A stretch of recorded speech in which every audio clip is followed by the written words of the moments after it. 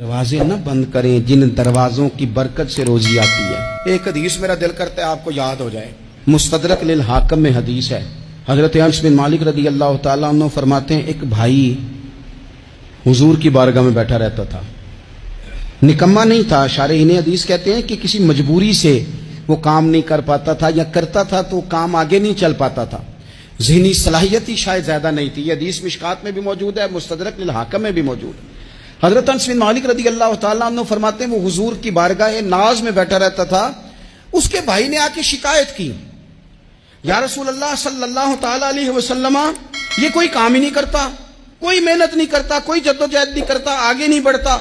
مجھے اس کی ضروریات کی کفالت کرنی پڑتی ہے، مجھے جدوجہد کرنی پڑتی ہے، مجھے اس کے معاملات کا خیال رکھنا پڑتا ہے، آپ اسے سمجھائیں۔ تو حضور نے بہت سارے لوگوں کو سمجھایا جو کام نہیں کرتے تھے۔ ہمیں سیاستہ میں وہ حدیث بھی ملتی ہے جس بندے کو نبی پاک صلی اللہ علیہ وسلم نے کہا تھا کہ تیرے پاس جو بھی گھر میں ہے لا، تو وہ پیالہ اور کمبل لائے تھے، حضور نے بیچ کے کہا تھا جا کلاڑا خرید کے لا اور لکڑیاں کاٹ کے تو بیچ کے اپنا اور اپنے گھر والوں کا پیٹ پال۔ یہ ساری باتیں اپنی جگہ پر یہاں نبی پاک نے ایک روحانی مسئلے کا حل بھی بتایا۔ اللہ کے محبوب علیہ السلام سے عرض کی حضور یہ یہیں بیٹھا رہتا ہے اور سارے ہی کام مجھے کرنے پڑتے ہیں۔ تو حضور نے نظر مبارک اٹھا کے بھائی کی جانب دیکھا جو بھائی کا شکوہ کر رہا تھا، تو کریم محبوب فرمانے لگے ہو سکتا ہے یہ جملے میرے محبوب کے، ان کو کہیں لکھنا، ان کی مٹھاس دیکھو، ان کا حسن دیکھو، اور بھائیوں کی محبت کے بیج جو رسول پاک پیوند لگا رہے ہیں اور جوڑ رہے ہیں، اور جس انداز میں بھائی کو بھائی سے ملا رہے ہیں،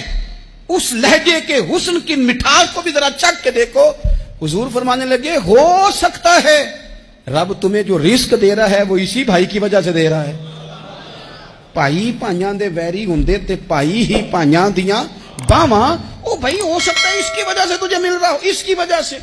وہ دروازے نہ بند کریں جن دروازوں کی برکت سے روزی آتی ہے۔ کبھی بھی وہ کام نہ کریں جن کاموں کی اگر آپ کو کل تک برکت تھی، کل تک کام ٹھیک چل رہا تھا، کل تک نظام بہتر تھا، اور آج آپ کو محسوس ہوتا ہے کہ کہیں کمزوری آ گئی ہے، کہیں حالات اس طرح کے نہیں رہے، تو پھر آپ غور کریں کہیں ایسا تو نہیں کسی غریب کا آپ کے گھر سے رزق جاتا تھا اور آپ نے بند کر دیا،